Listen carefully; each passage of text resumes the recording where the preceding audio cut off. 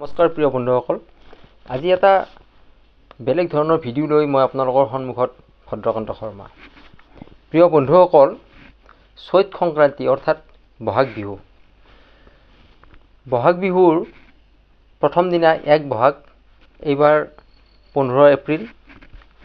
এই বিহুৰ দিনা নক্ষত্ৰ অনুযায়ী আমি প্ৰতিজন ব্যক্তিয়ে কি দ্ৰব্যৰে স্নান কৰিলে বা কি ৰঙৰ বস্ত্ৰ পৰিধান কৰিলে, কি ধাতু পৰিধান কৰিলে আৰু কি দ্ৰব্য সেৱন কৰিলে বছৰটোৰ কাৰণে আমি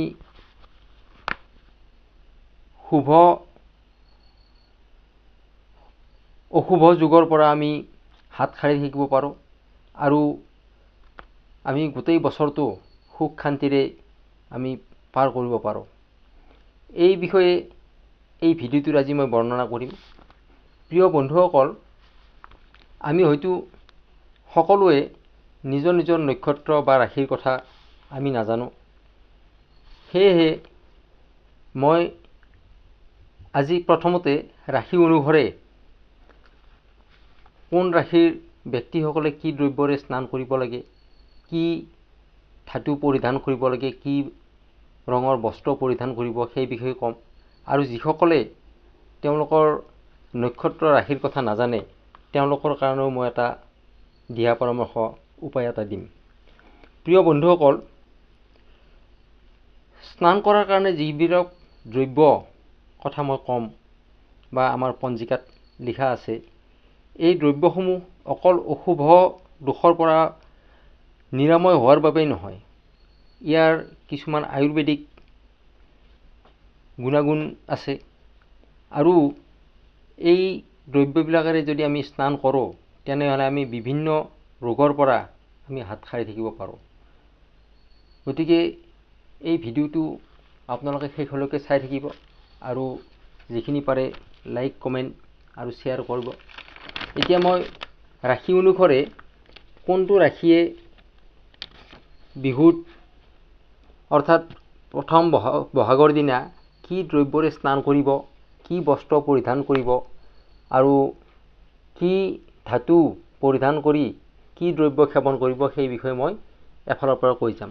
প্ৰথমতে মই আৰম্ভ কৰিছোঁ মেষ ৰাশিৰ পৰা। মেষ ৰাশিৰ জাতক জাতিকাসকলে দুবৰি আৰু মঠা এই দুবিধ বস্তুৰে স্নান কৰিব। দুয়োটা বস্তু একেলগে বটি লৈ পানীত মিহলি কৰি সেই পানীৰে স্নান কৰি পিছত শুদ্ধ জলেৰে আপুনি স্নান কৰিব। তাৰপিছত আপুনি ৰঙা বস্ত্ৰ পৰিধান কৰিব আৰু তাম ধাৰণ কৰিব। তামৰ যিকোনো হ'ব পাৰে, আঙুঠি হ'ব পাৰে বা যিকোনো নহওক, আপুনি তাম ধাৰণ কৰিব।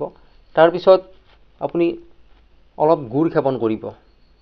তেতিয়াহ'লে বছৰটোৰ যিখিনি অশুভ ফল থাকে সেই গোটেইখিনি আপোনাৰ আঁতৰি যাব।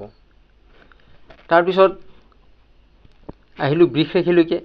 বৃষ ৰাশিৰ কাজল গৌৰী স্নান। কাজল গৌৰীৰে স্নান কৰিব।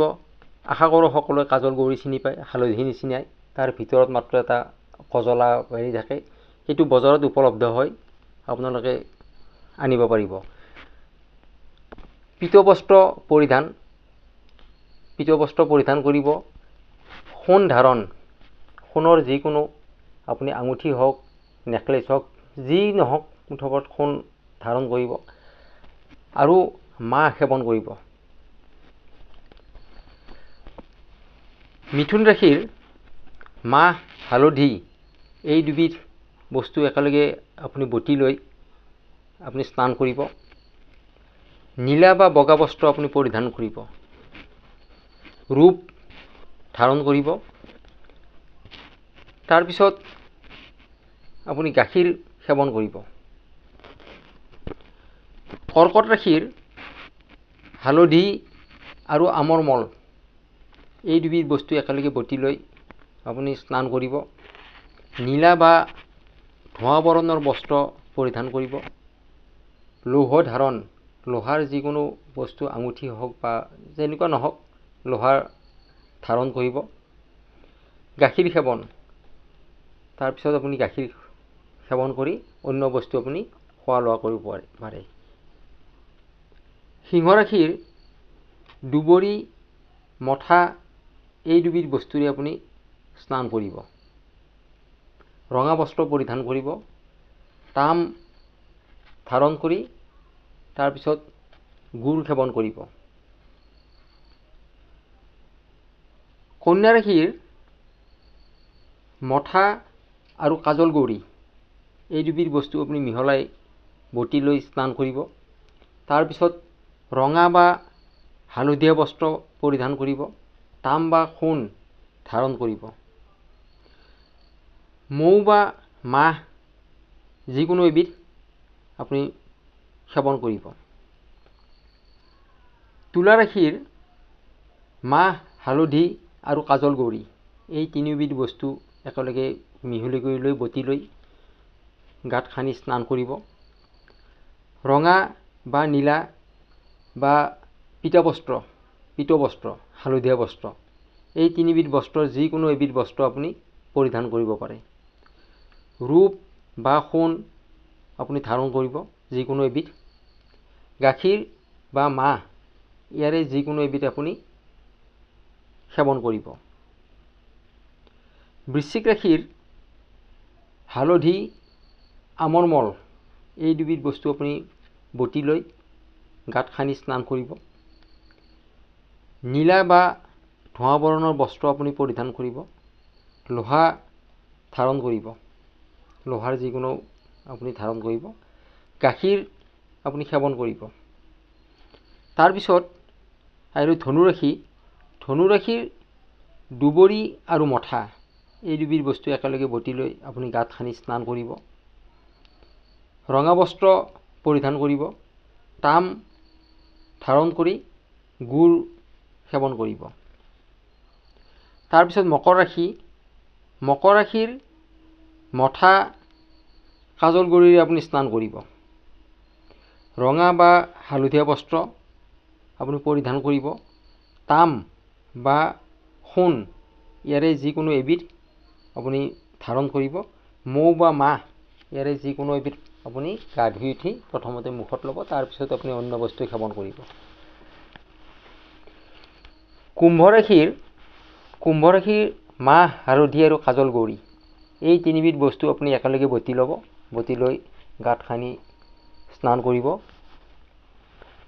বগা বা নীলা বা পীত মানে হালধীয়া বস্ত্ৰ ইয়াৰে যিকোনো এবিধ বস্ত্ৰ আপুনি গা ধুই উঠি পৰিধান কৰিব। ৰূপ বা সোণ ইয়াৰে যিকোনো এবিধ আপুনি ধাৰণ কৰিব পাৰে। গাখীৰ বা মাহ ইয়াৰে যিকোনো এবিধ আপুনি সেৱন কৰিব। তাৰপিছত শেষৰ ৰাশিটোলৈ আহিলোঁ মীন ৰাশিৰ হালধি, আমৰ মল এই দুবিধ বস্তু একেলগে বটি লৈ আপুনি স্নান কৰিব। নীলা বা ধোঁৱা বৰণৰ বস্ত্ৰ আপুনি পৰিধান কৰিব। তাৰপিছত আপুনি লোহাৰ যিকোনো এবিধ বস্তু আপুনি ধাৰণ কৰিব। তাৰপিছত আপুনি গাখীৰ সেৱন কৰিব। গা ধুই উঠি এইখিনি ধাৰণ কৰি আপুনি গাখীৰ সেৱন কৰিব। তাৰপিছত অন্য বস্তু আপুনি সেৱন কৰিব, খোৱা লোৱা কৰিব পাৰে। গতিকে ৰাশি অনুসাৰে এইখিনি আছিলে কি দ্ৰব্যৰে স্নান কৰিব, কি বস্ত্ৰ পৰিধান কৰিব বা কি ধাতু আপুনি ধাৰণ কৰিব তাৰ বিষয়ে। প্ৰিয় বন্ধুসকল, যিসকলে নিজৰ নক্ষত্ৰ বা ৰাশিৰ বিষয়ে নাজানে, জন্মত কি ৰাশি আছিলে সেইটো নাজানে, তেওঁলোকে মাহ, হালধি, মঠা, কাজল গৌৰী, আমৰ মল আৰু দুবৰি এই আটাইখিনি বস্তু মিহলাই বটি ল'ব। বটি লৈ আপুনি সেই দ্ৰব্যখিনি গাত সানি স্নান কৰিব। তাৰপিছত ৰঙা বস্ত্ৰ আপুনি পৰিধান কৰি সোণ বা ৰূপ যিকোনো এবিধ আপুনি ধাৰণ কৰিব। তাৰপিছত গাখীৰ আৰু গুৰ এই দুবিধ বস্তুৰ আপুনি সেৱন কৰিব। তেতিয়া আপোনাৰ গোটেই বছৰটোৰ যিখিনি অশুভ ফল থাকে সেই অশুভ ফলখিনি আমাৰ কাটা যায় আৰু গোটেই বছৰটো সুখ শান্তিৰে সমৃদ্ধিৰে আমি থাকিব পাৰোঁ। প্ৰিয় বন্ধুসকল, মোৰ এই ভিডিঅ'টো আপোনালোকে কেনেকুৱা পালে লাইক কমেণ্ট কৰি আপোনালোকে জনাব। তেতিয়া এনেকুৱা ধৰণৰ ভিডিঅ' আৰু দিবৰ কাৰণে ময়ো সক্ষম হ'ব পাৰোঁ। আগন্তুক বছৰটো আপোনালোকৰ শুভ হওক। ৰঙালী বিহুৰ শুভেচ্ছা জনাই আজিলৈকে এৰিছোঁ। ধন্যবাদ।